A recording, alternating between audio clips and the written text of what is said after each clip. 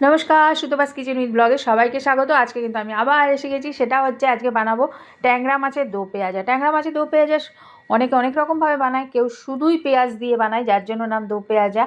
কিন্তু আমি একটু আলু আর পেঁয়াজ কলি দেবো। এখন শীতকাল, এইরকম ছোটো মাছে পেঁয়াজ কলি না দিলে হয়?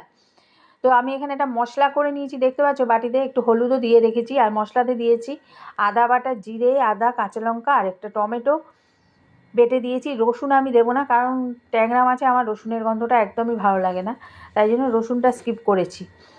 এবার ট্যাংরা মাছগুলো ভাজতে বসিয়ে দিলাম। অ্যাকচুয়ালি কি, আগে কিন্তু এই ট্যাংরা, পার্শে এগুলো খেতাম না জানো, কিন্তু পরে দেখলাম এই মাছগুলো খাওয়া যেমন ভালো, খেতেও ভালো, বিশেষ করে এই শীতকালে। অ্যাকচুয়ালি হাজব্যান্ড চলে যাওয়ার পর এখন নিজেই বাজার করি, তো তাই মাছ আনতে গেলে বা সবজি আনতে গেলে যেটা ভালো লাগে দেখতে সেটাই নিয়ে চলে আসি।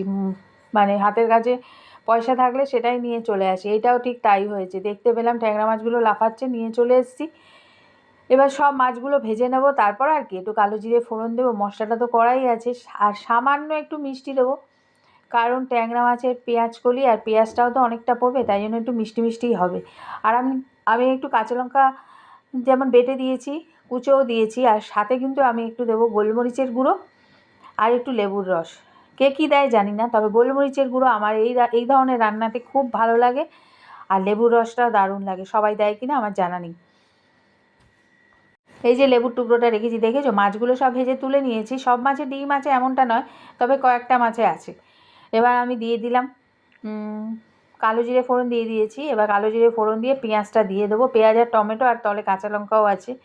পেঁয়াজটা একটু ভাজা ভাজা হলে, মানে একটু নরম হলে, আলু আর পেঁয়াজ কলিটা দিয়ে দেবো, কারণ বেশি ভাজলে ওটা পুড়ে যাবে।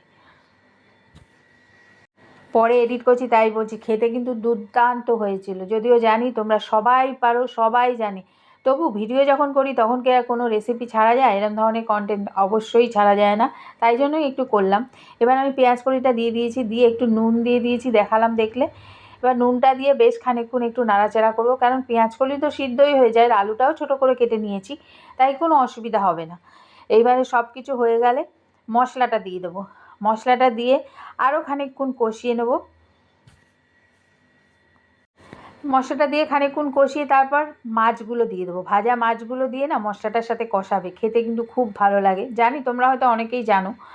এবারে মশলাটা খানিকক্ষণ কষা কষা হলে আমি মাছটা দিয়ে দেবো। এই যে খানিকক্ষণ কষা হয়ে গেছে, এবার একটুখানি গোলমরিচের গুঁড়ো দেবো, বেশ খানিকটা।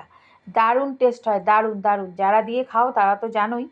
এবার গোলমরিচের গুঁড়োটা দিয়ে ভালো করে নাড়াচাড়া করে নিয়ে এইবারে কিন্তু আমি মাছগুলো দিয়ে খানিকক্ষণ নাড়াচাড়া করে নেবো, কারণ মাছগুলোর মধ্যে বেশ মশলা ঢোকে। আর এই ধরনের চচ্চড়িতে ঝোল তো হয় না, একদম মাখা মাখা, তাই জন্য একটু মাছগুলো দিয়েও মাছের গায়ে মশলা মাখিয়ে নেবো। মাছগুলো দিয়ে খানিকক্ষণ নেড়ে চেড়ে তারপর মাছের গায়ে মশলা পাইয়ে নেবো। এই ধরনের রান্না রাঁধতে গেলে না আমার খুব হাজব্যান্ডের কথা মনে পড়ে। ভীষণ ভালো খেত, কিন্তু কী করবো বলো তো, মানে মনের ভিতর ছাটাপিটা খাওয়া ছাড়া আর কিছু করার নেই। যাই হোক, এইবারে কিন্তু না, মানে আমার প্রায় রান্নাটা হয়েই এসছে। আর এই ধরনের রান্নায় ধনেপাতা দেবো না, এখন শীতকাল, এটা কি হয়? তো ধনেপাতা দিয়ে দিলাম। আর সবার লাস্টে একটুখানি লেবুর রস দেবো, 2-3টে কাঁচা লঙ্কা আরও দিলাম, একটু ঝালঝালই ভালো লাগে। তবে শুকনো লঙ্কার গুঁড়ো একদমই নয়, আমরা খাই না। যারা খায় তারা দিয়ে নিতে পারে আর কি।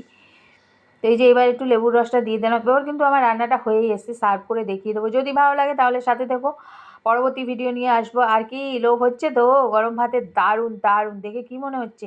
তো আজকের মতো আসি, আবার আসবো। সবাই ভালো থেকো, টাটা।